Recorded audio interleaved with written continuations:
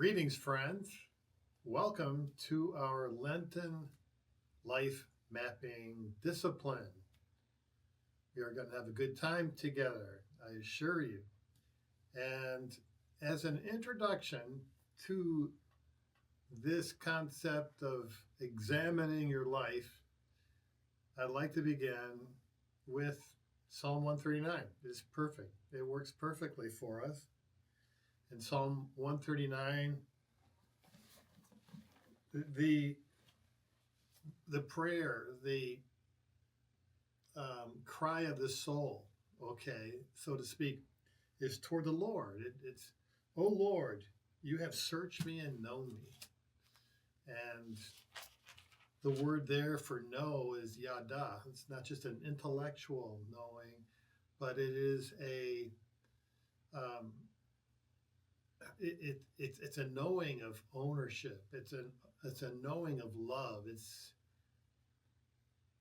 an ownership of taking responsibility for us. I mean, in Genesis, it is said that Adam knew his wife Eve. You see, so there's that intimacy that's involved in it.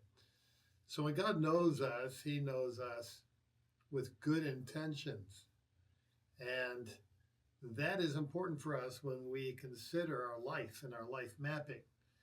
That God's not just sitting observing, but God is lovingly involved in every detail of your life, whether we really recognize that or not. You know when I sit down and when I rise up. Did you know that someone's watching at all times? Right? We probably don't know that or live that way, but you're being watched.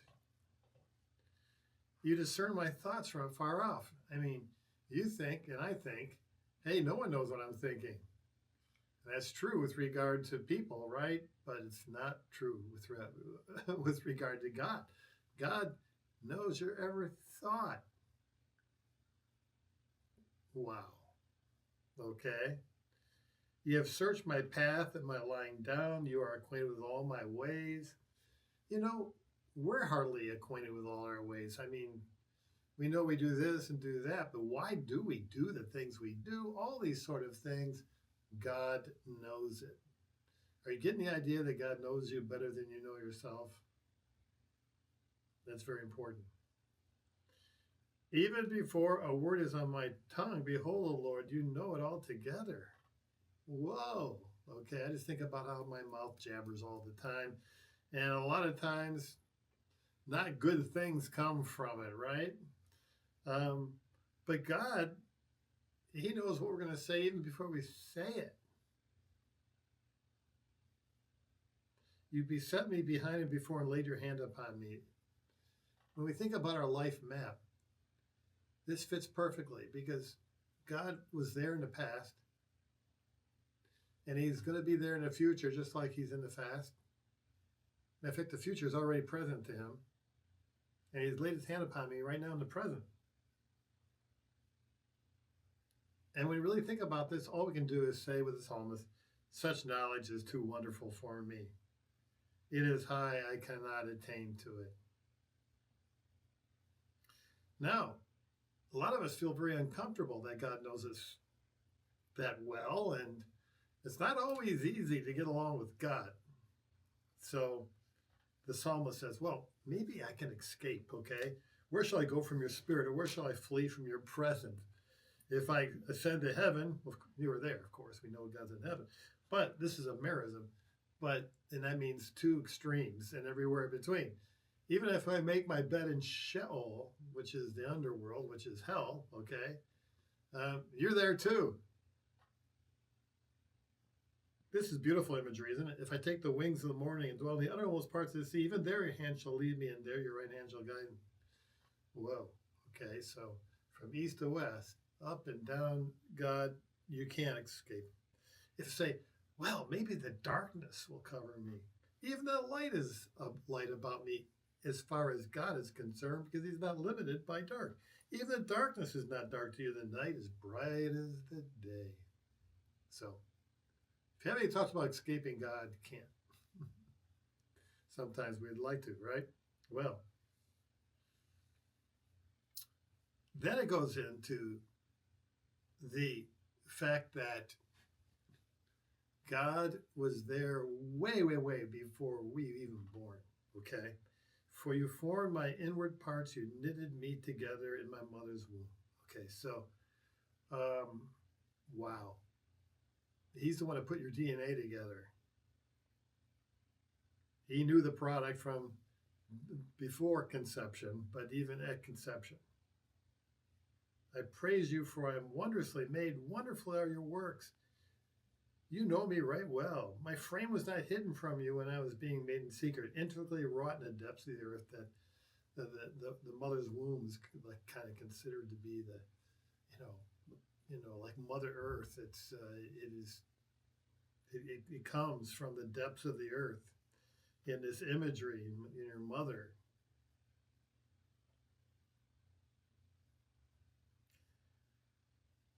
In your book were written every one of my features. Well, we'll talk a lot about that. There are some features we don't like about ourselves, and maybe some that we do, right? Whatever. God's the one responsible for it.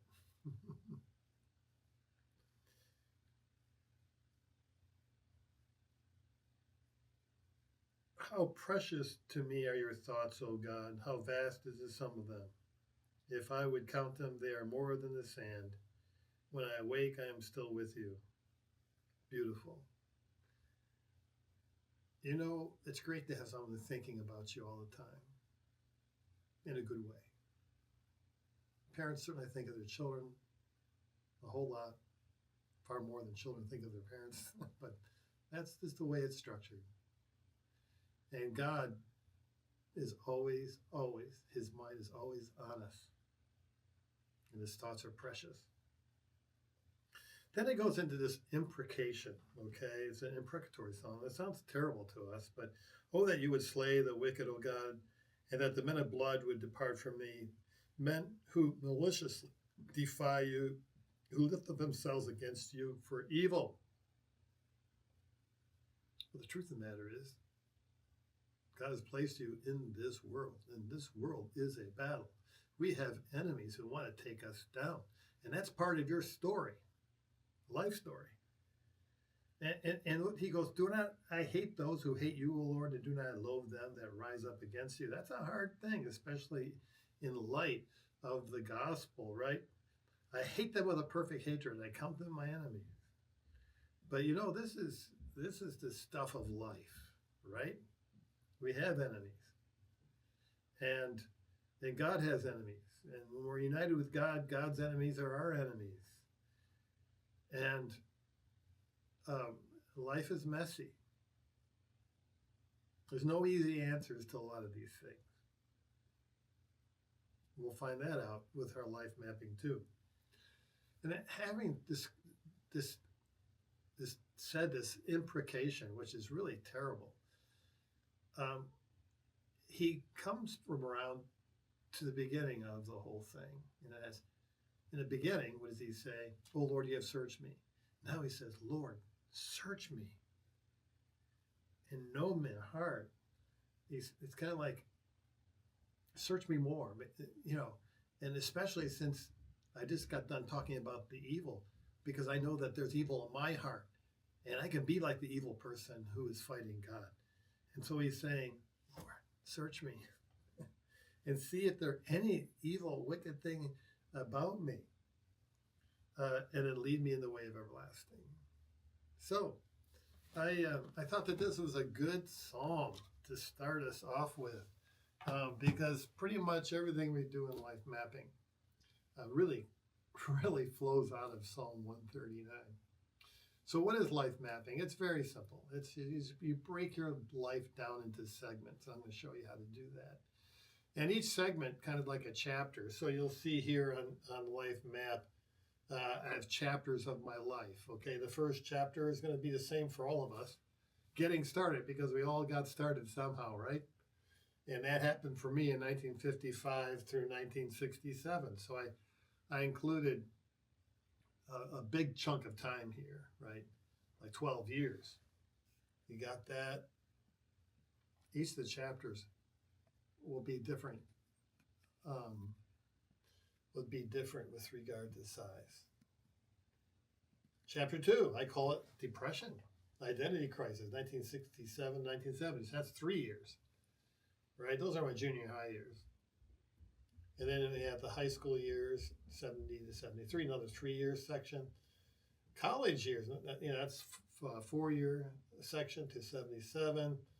And then I have what they call the Dark Night of the Soul, which is 7, for me, it was 7 long years. We'll talk more about that whole thing. In chapter 6, Becoming a Man, that's 1983 to 1991. Starting a Family, 1992 to 1999. And then we lived in a religious community for 9 years, 2000 to 2008. And then we lived in a 3-generation home with Kathy's parents. And that was interesting as well. And then chapter 10, Becoming Catholic, 2012 to 2016. And then finally, I have a chapter here. Yeah, okay. Which is Becoming Pastor here, which, we're all here to experience that. So those are the chapters we're going to be going through over Lent. And as I go through mine, you'll see how you can do yours. And I'll always be referring to yours, to your life map as we go along. Okay? So let's get started. Getting started. Okay, as I said, we had 12 years here. But before I start with my birth in 1955, I would encourage you to spend as much time as you can digging back into the past. Okay? I did that about a year ago. And I had all sorts of materials from my uncles, my parents, family lore. And I even studied history because if you go far back enough into your great-grandparents and great-great-great-parents and stuff like that, you really need to know the history to understand everything about us, because we're not just individuals floating through time. We're all in a context, national context, racial context, all those sort of things, okay? So I'm not going to go into that because, I have about 50 pages written on the background of my family and integrating it with Kathy's family. And we did this specifically for our 2 kids so that they would have a knowledge of who they are. Because a family tree, the knowledge of your family tree is real knowledge. Okay, there's so much about us that has come about through ancestors, which we never know, we never knew, right? So that's a good thing to do. I'll just tell you right now that my father's side, they were Prussians. It goes way, way back. Do you know what a Prussian is? A Prussian is someone that lived in an area of northern Germany. And they were very warlike people, and in fact, all the way up into the 20th century, Germany's warriors basically came from Prussia. Bismarck, you might have heard him, and they were very anti-Catholic, very anti-Catholic. You go back into the 18th century, you had King Frederick the Great, right? And he was very much a part of the Enlightenment, and he was warlike. He was always at war with the Habsburgs in the south.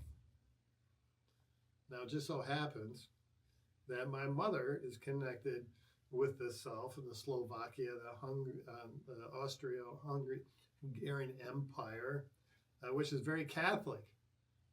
That's interesting. Very different temperaments, and they played out in my parents' lives. I didn't have the foggiest idea it was at the time, but having studied, the history of the times, wow, So on my mother's side, there was a Hungarian prince Okay, Count Andrassi, right? And the Andrassis had a castle that went way back into the Middle Ages. Um, and there's a lot I could say about him, but I'll just say one thing, and that is this. He had a French maid in his castle whose name was Papin.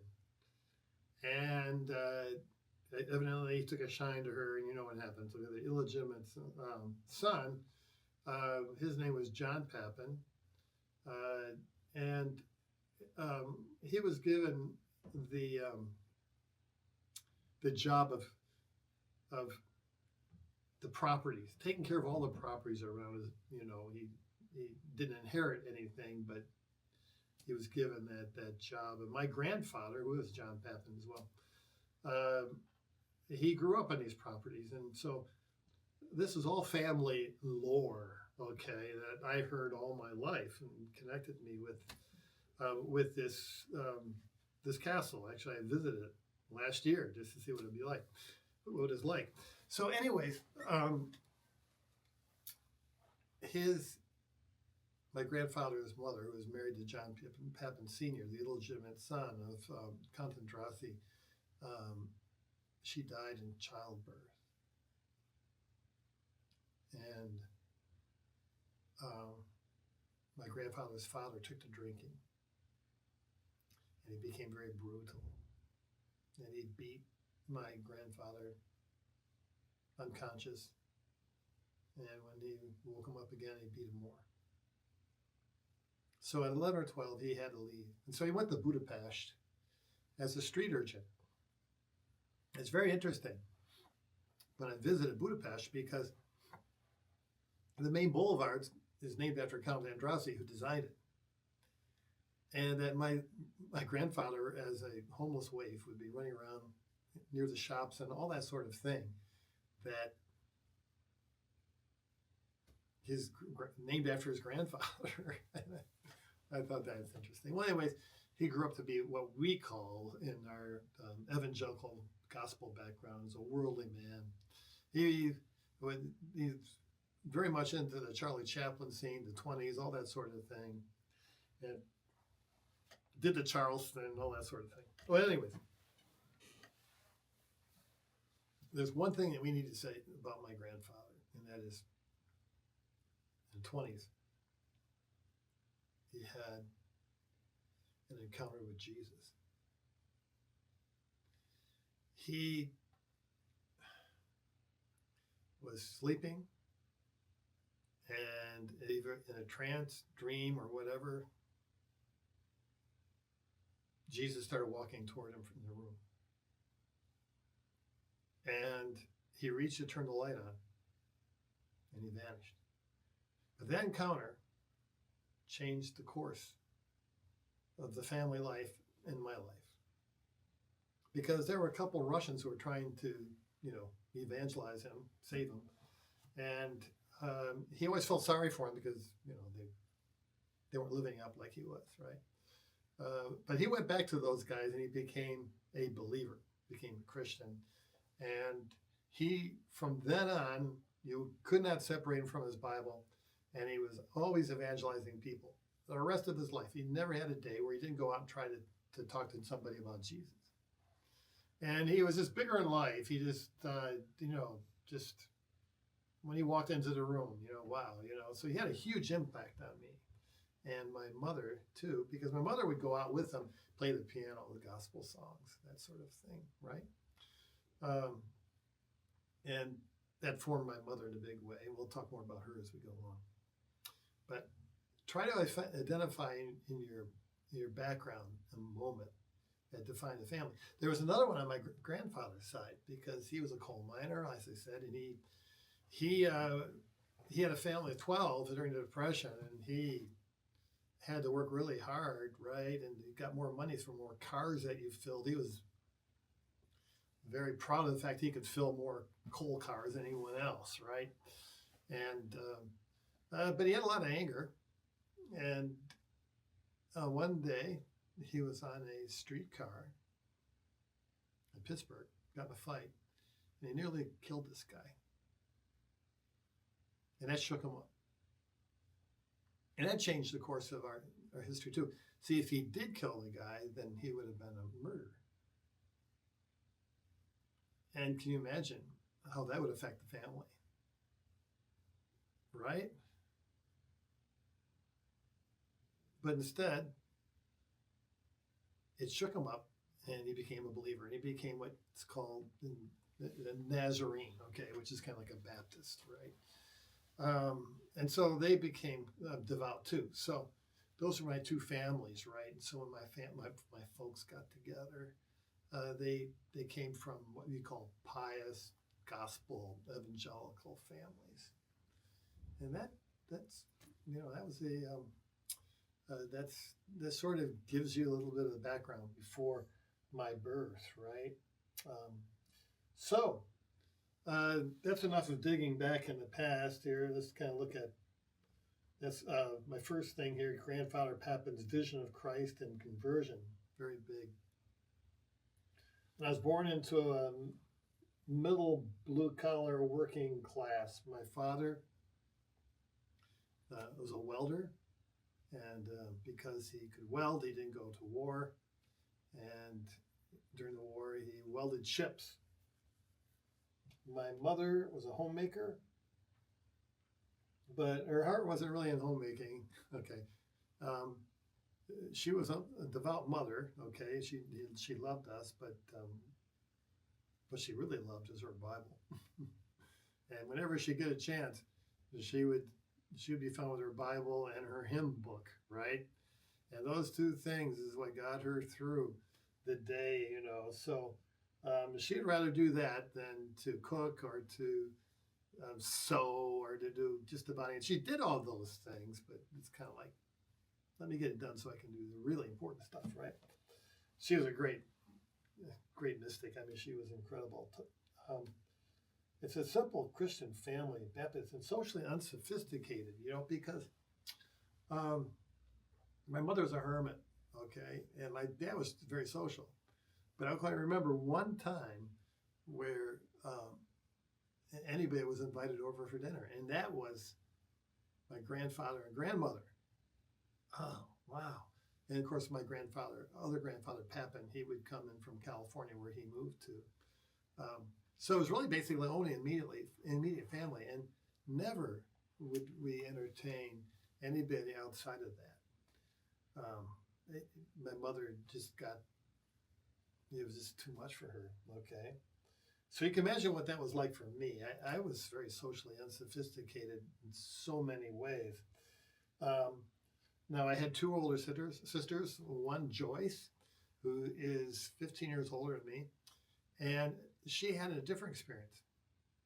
And that is when we came around, she was already in her teens. And my parents kind of let her do what she wanted to do because they had focus on us. And she got involved in so many wonderful things, the youth groups and so on and so forth. And she was beautiful, and she went to college and was the homecoming queen. She dated and married a Marine who was a football player, good-looking guy. It's kind of like they were the quintessential couple of the 50s.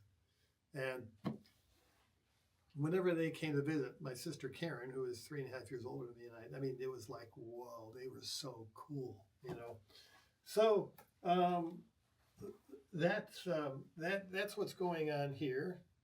I did have strong male role models. Now, if you're a woman, you really need strong men in your families, and if you're women, and you need to have also good women influencers in your life.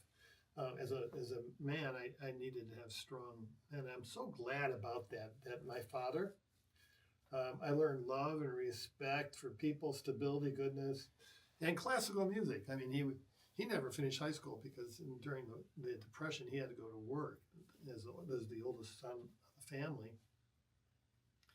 But even though he's uneducated, he had a certain sophistication, especially when it comes to music. Now, in our home, that's all we ever listened to was classical music. And that had a huge effect on me. music has a huge effect on us all. And you might want to think about that when you think about your life mapping. What sort of music affects you? Okay. You might think, well, it doesn't really affect me. It's kind of like a background in my life. And, maybe it's so. Music affects people differently. But for me, it's huge. Okay, classical music has been huge. It's kind of like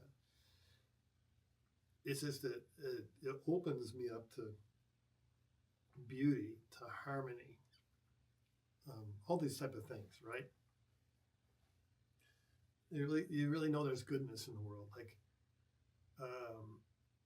if I'm driving down the road and I hear a piece from Bach or Beethoven, I say, this sometimes it lifts my soul up to worship, and you know that there is a God, because this just couldn't just happen, right?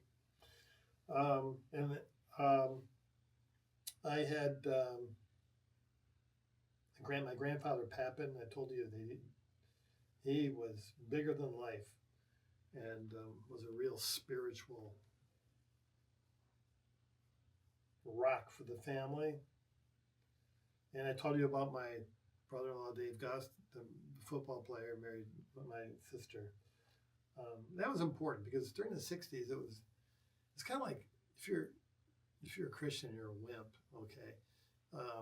But Dave was no wimp, and so I knew that from these men in my life, I knew that you can be cool and still be a Christian, right? I wasn't cool, but I still understood that what was being sold to me in the culture was false, because I knew the genuineness of the faith of these men in my life. And then there's Pastor Sugden. He was my pastor growing up. He would preach. He was eloquent. Back then the church was, in those days, would be considered maybe a large church, 1,000 people, on a Sunday morning. And he would just speak from his heart so powerfully, and especially this one thing, that God can do great things through small people. And since I felt very, very, very small, socially unsophisticated, I wasn't doing very well in school, I wasn't too bright.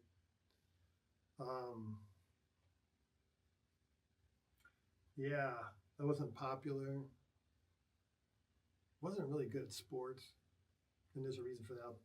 I'll show you in a minute. All these things, I just didn't have anything that could really set me apart. And so I was just kind of like, man, I'm uncool. That was a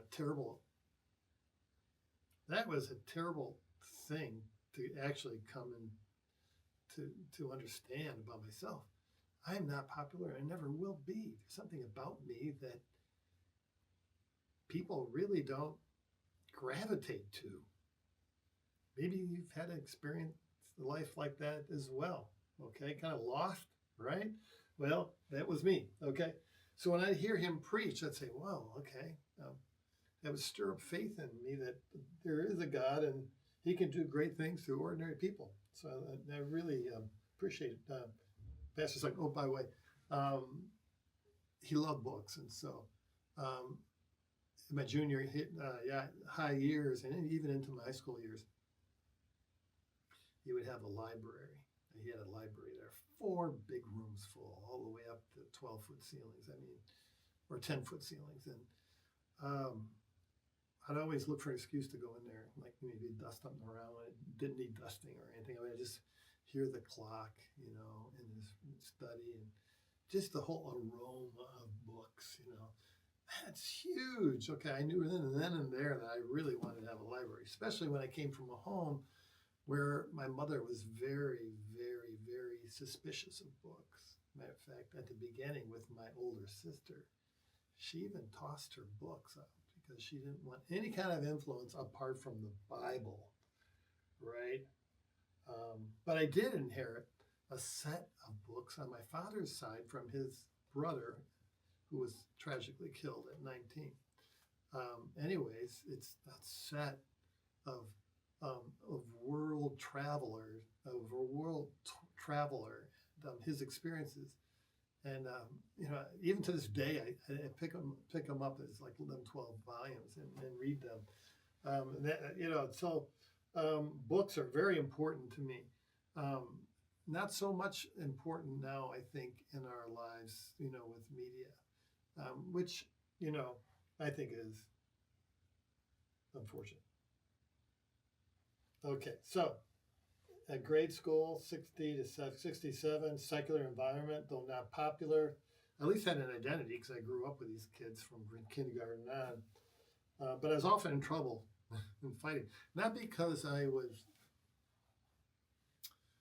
evil or bad. I just lacked self-control. So I found myself in the principal's office a lot. Okay.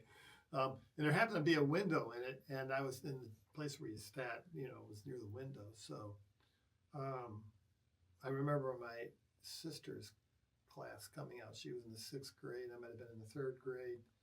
And I ducked under the window so that she wouldn't see me, because if she saw me, my dad would find out about it, and then I'd really be in trouble. So that's what I remember from grade school. And another time, I was the 2nd grade. There were two classes, one for smart kids, one for dumber kids. I mean, they didn't say dumber kids, but everybody knew that that's what it was. And my friend, my best friend, Tom, you'll hear more about Tom as we go along. Anyways, we goof off together. My mother called in and says, we got to really separate these two. So they put me in a dumb class, and Tom was smart, so he went into the smart class. But I had that stigma. Okay, I'm dumb, so that's the way that is. Huh? We took a trip to visit my grandfather in California. That had an influence on me, especially since I lived such a cocooned life, right? Oh, wow, there's a place called California back in the 60s. Everybody wanted to go to California, right? Let's go to San Francisco, put a flower in your ear, that sort of thing. But this was even before that, the 60s. We'll talk more about the 60s in a minute. But let's see what else I have here. Another venue for me to understand the big world out there is that on Saturday evenings, like once a month, we would go to Michigan State University, and they had an auditorium. In an auditorium, these guys would give what's called a travel log. In other words, they travel all over the world and logged what they saw and what have you. They would come and show their pictures on a screen and just tell their experience. And I remember places, wow, there's a place called Istanbul or Constantinople, and how the Turks and the Arabs, sacked it and stuff like that. And there was all these cannons still laying around, and I thought, wow, that's cool, So I knew that there was something out there, cathedrals and stuff like that, but it wasn't part of my life, right? Let's see what else we have here. My first clear social conscience. That's another thing too. What happening in the world always affects us, okay? And I remember the Cuban Missile Crisis, and I would make out of my Legos these big ass aircraft carriers and push them along the floor, And I remember in 3rd grade JFK's assassination. Whoa! I can still hear Chopin's funeral march as the the cart was being pulled along, So these are big things. Then one last thing on my chapter 1 is dreams. Okay, dreams are huge. Okay, and if you looked at my journaling, which is, there's thousands of pages. Okay, I don't know who would ever read these things, but a lot of dreams throughout. But there's 2 dreams specifically that really stood out to me, and that is, one is a death dream. I know that when I was a really young kid, I was running across the field toward this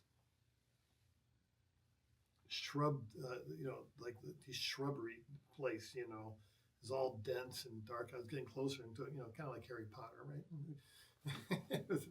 It's kind of like one of those things, and that in fact is symbolic of a death dream. And so I came and I saw, oh, there was a passage there. So I went into the passage and took a hard right up a path, and I saw my grandmother coming in full light. I just remember light all around her, and she didn't even acknowledge me. She just walked by, and I said, you know, I got this message, John. Everything's going to be all right, especially with regard to death. That whatever happens in this life, it's all going to be all right. That was so vivid, I remembered it. Okay. Another dream is that in the old church where I went to church, a Baptist church, it was an old Gothic style church. Back in that day, even Baptist churches and Methodist churches, which before were just plain boxes with plain windows, at that time, because of what's called the Oxford movement toward, you know, beauty, and especially the Gothic and Neo-Gothic, everybody was building these beautiful churches. And so I remember, you know, experiencing the light through the stained glass. Whoa, you know, and it penetrated into my dreams. I would go in there, and my heart was so full of a joy and a peace. It was like walking to heaven. Never had heaven. That was a heaven dream. My other one was a dark death dream. This was a heaven dream, you know. And I've had dreams since then, and very few of them been pleasant at all. but those are two really important dreams.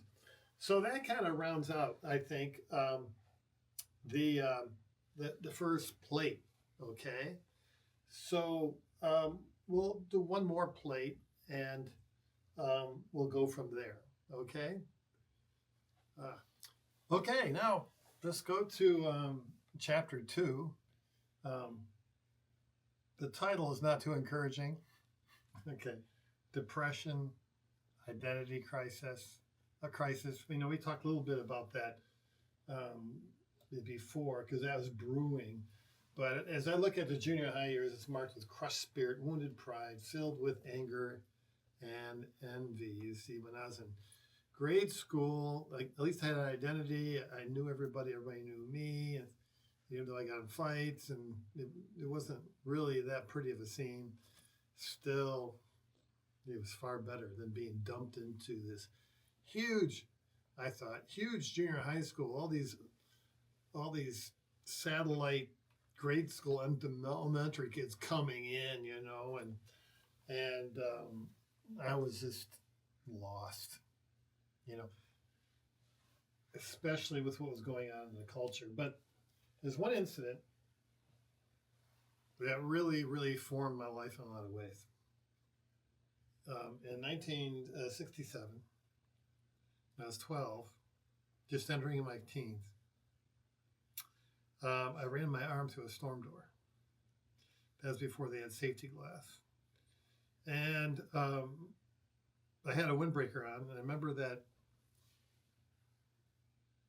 my arm puffed up immediately like a balloon because it hit the artery. And if my friend Tom's, maybe talked about Tom before, his mother wasn't there to put a tourniquet around, it could have bled to death. It was, wow. The whole driveway was red with blood. And they couldn't help it. I think, I don't know, but it happened 10 years before. They may not have even saved the arm, but they had enough expertise to save the arm. But the nerves never grew back that well. So it's I have a deformed hand. Okay, I don't know if you noticed that before. And that was really, really a game changer. Okay. I mean, I recovered pretty fast from it. I learned to do left-hand things like writing and some stuff, but I was right-handed. But anyways, bad things happen, or we think, we wonder why. I remember going downstairs, and my dad was down there, and I could tell that he was crying. And I said, "Well, what's wrong?" He says, "I'm crying over your arm." That was like a few years after. I guess he wanted me to play sports and be really good at sports and all that sort of thing, but that stopped me from sports. Okay, and I'll talk a little bit later about the implications of that whole thing, but it's huge, even to this day. And you may have something like that in your life. Maybe something that's too painful to even talk about, right? I've been doing a Bible study with my well, we have a Bible study here between the 8 and the 10:45. I hope you know that, and it's attached to my website, right? Where we're just plowing through the Bible, and we're in Exodus, and God wanted Moses to go to Pharaoh, and he had a speech impediment, and he said, "I can't do this." And God said, "No, you are going to do this, okay?" But he says, "I have an uncircumcised mouth." Now, when you really think about that and use your imagination, you don't even want to go there, okay? That's pretty grotesque. Who wants to think about something like that? But to use such imagery really reflects something, that this was something that was a great embarrassment for him. It's something he struggled with. Shame. Okay. And in the pain of this whole thing, God says, "No, I'm going to work through what you think is your weakness." Right? So a lot of the bad things that happen in your life, especially if you're living the faithful Catholic life, wow, God works through that. And I'll just tell you right now, when I was in college, I wanted to be something in college because there was nothing in junior high and high school.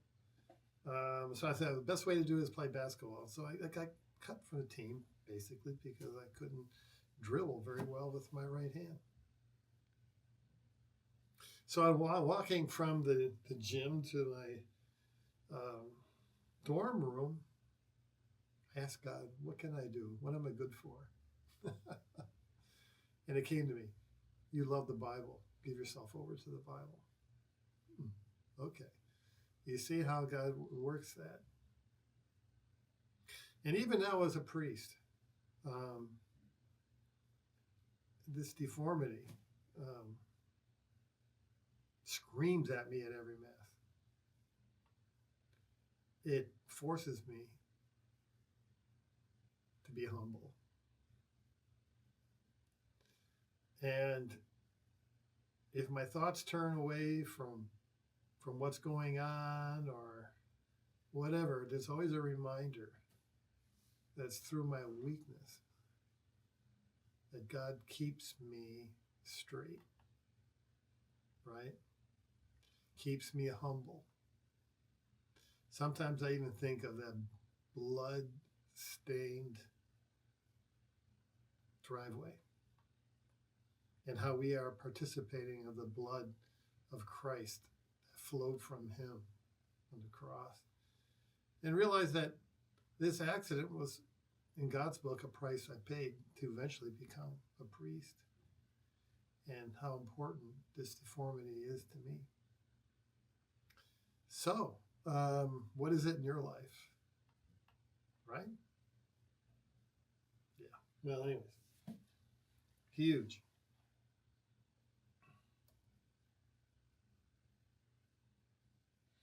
I didn't particularly like church, but there were, and even at youth group activities. But one thing I did still respect, and that was the pastor's and his sermon, his eloquence. So that was an important thing. I also worked a paper up for 6 whole years, which was a good thing. I made some money and stuff. But what else did I do? Didn't do much studying. Played pickup basketball the best I could, with a hand, and then wasted a whole lot of time. And sometimes wonder, wow, wasted a whole lot of time. And it's aimless and not cool and unpopular, but even God used that, because I was just a regular Joe and just hanging out with friends, and none of them all was good influence. But there's an earthiness to me, okay, that really, I think, in some ways can connect with other people, because I wasn't some whiz kid brain that was studying physics and all sorts of things like that. So God even uses wasted time. Okay. Let's see here. What do we have? The date you should know is your baptismal date, April 10th, 1968. Now, these were Baptist. They don't even call it a sacrament. They call it an ordinance. An ordinance because they're ordered by the Lord, even though we don't know why he did it. I guess what they do is say, well, when you're 12 years old, that's a good time to get baptized, because then you can own the faith for yourself and publicly pronounce that you are indeed a Christian. But Catholic Church teaches that was a special moment. The Holy Spirit came into me, even though I didn't know it. Well, I might have told you my story. I was going down into this pool, and it's all in front of the church, up above the choir and everything. I just remembered my robe floating up. I didn't have much on underneath. I was going, like that. So I wasn't really in like a special place to see, skies opening up and, stuff, for me, it wasn't that way at all. But it was the basis for everything God did for me after that. Okay. Baptism. Okay. You should know your date. You know the day of your birth, right? If you're married, you better know the date of your spouse's birthday. Yeah.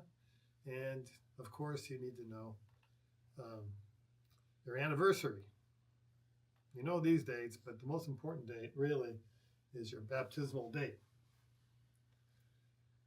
Okay, what else do we have here?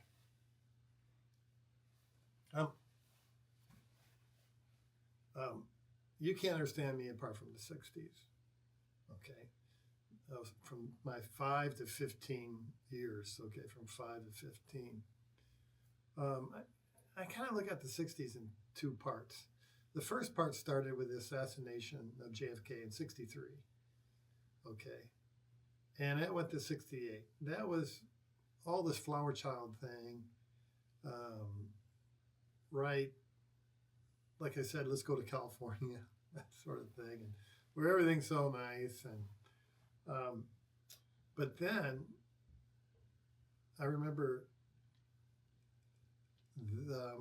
the assassination of Martin Luther King Jr.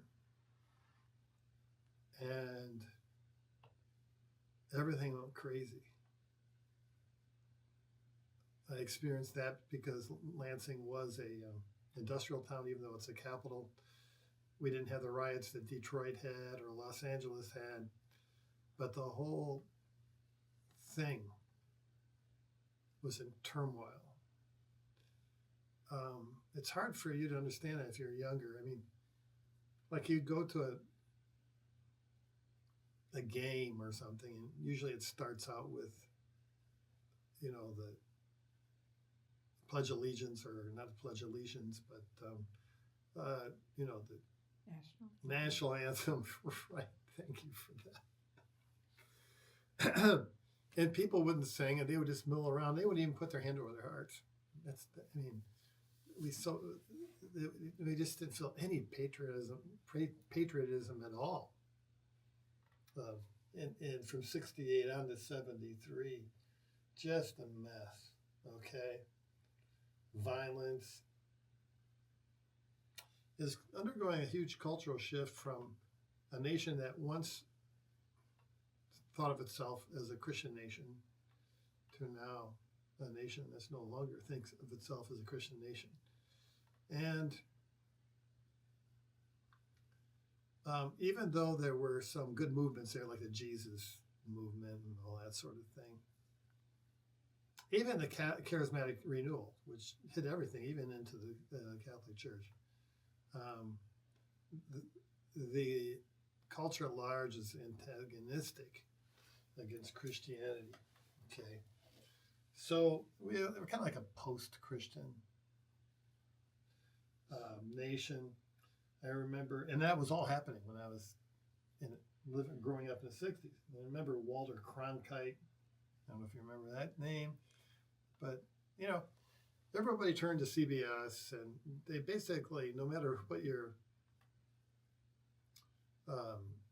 political background was, everybody pretty much believed what Cronkite was saying, and there's some objectivity. Can you imagine that now? No one believes that now. Everybody just so suspicious of the press, right? So, we would watch the news. There's always a segment on Vietnam and how many of our people were killed and all that sort of thing, right? And there was riots, and I experienced racial violence as well. Living in the fear of that whole thing. That was pretty tough, right? So the nation was depressed, and that paralleled my own depression. What else do we have? Oh yeah, I couldn't get math down very well, and and that was part of the racial thing. I had to go to summer school and learn math, and we were in kind of like an inner city situation, the fear of gangs and getting beaten up, that sort of thing. It was just a disaster for me, right? And then what else do we have? However, my home was a safe place, and that was good, especially my room. We had lived in a really small house. I mean, just an itsy bitsy house, but it's my father's palace. He loved it, and there's 2 bedrooms downstairs, and there's an attic that my dad converted into a bedroom when I was born, because there was Joyce, who basically moved out not too long after I was born to go to college. But there was Karen, and there's my mom and dad. So anyways, eventually I got the room upstairs. It's knotty pines, really. They made everything a knotty pine nowadays. Now it's too expensive to even think about that. But just the warmth of the knotty pine, built-in bookshelf. And so I started collecting books, inspired by my pastor, right? And I love to read. And so I tried to read as much as I could, because that was sort of I didn't have any direction. No one's telling me, this is how you succeed in life. This is what you need to learn. And, I was kind of left to myself. I knew my father loved me, which is an important thing, but we just never really hit it off back then. It was a difficult relationship. I do know this, that there was something in me that I never, ever, ever want to disappoint my father. Where that came from, I don't know, but it was really a good thing, because, it's the commandment, right? Honor your father and mother. So I always tried to do that. And my parents, as I said, they were fairly socially unsophisticated, and intellectually so, in a sense that they couldn't really wrap their minds around what was happening in culture at the time. But then, to be fair with them, no one could, because when you're in it, you really don't know what's happening, right? So, God bless them. They just let me run around free and crazy like they did back in the 19 teens and 20s when it was a whole different world, you know. But in the 60s, it was a scary place. I mean, I had some close calls growing up that it, you know, but somehow by God's grace, survived. I've seen some old codgers like me that has a T-shirt that says "I survived the 1960s." It's no joke because kids were on dope. They were sniffing glue. You know, there was this little kid, and even in junior high, good Lord, this little guy, you know, all of a sudden disappeared. And I found out that sniffing glue, it killed his nervous system. Just a little boy, you know. And you know, I see people on Quaaludes, see people on LSD, acid, you know, in the back of the class, you know, thinking they're cats or licking themselves like a cat does, you know. Whoa, you know. Wow, you know. And everything was happening so fast.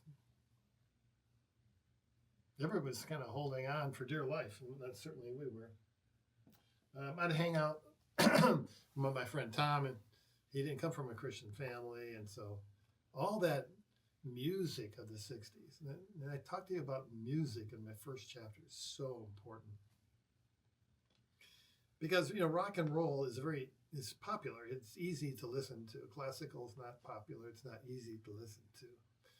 And it's more of a learned experience if you haven't had that, right? But you know, for the most part, popular music isn't an acquired taste. It just, you know, it's right there, you know, with the beat. I never really trusted it. My folks would never let it in the house, but at Tom's house, you know, I learned a lot about it, and then, you know, about who's who and what songs and so on and so forth. And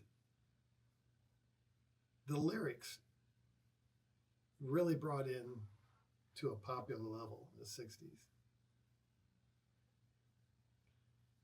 The message of rebellion that against Judeo-Christian values. It was intentional. And so, however much you might like the Beatles, okay, so to speak, you know, there's difference between the Beatles of the first part of the 60s and the Beatles of the second part. You know, I Want to Hold Your Hand type thing to Revolution, Hey Jude, you know, a lot of that radical stuff. They knew exactly what they're trying to do. And so, you know, I talked to my wife about it. You know, she loved the Beatles, you know, but, you know, she said, and other music like that, you know, and she grew up with it, you know, and she says you never paid attention to the lyrics. Okay, well, it's fun. We hear something about it now, you know, we hear it now. And she said, oh, is that what they were saying in these things? You know, so subliminally, so much of the secular culture just flew in through music. I'm not getting down on rock and roll. I know that a lot of you guys, you know, that's part of our life now. So you have to deal with it, right? But what I'm saying is a fact. Okay, it's something you have to take into consideration. So, my buddies, they're pagans for the most part. Started getting into dope, started getting into booze and sex, all those sort of things. But I never really did that. I kind of just sort of hung out and watched from this distance with that. Again, because I never wanted to, basically, I was afraid of disappointing my father, and, you know. But all this to tell you that, you know, I was just filled with all sorts of insecurities, social insecurities. It was a sexual revolution. Sex was set up as the God thing, you know. and the sexual insecurities that go with that, um,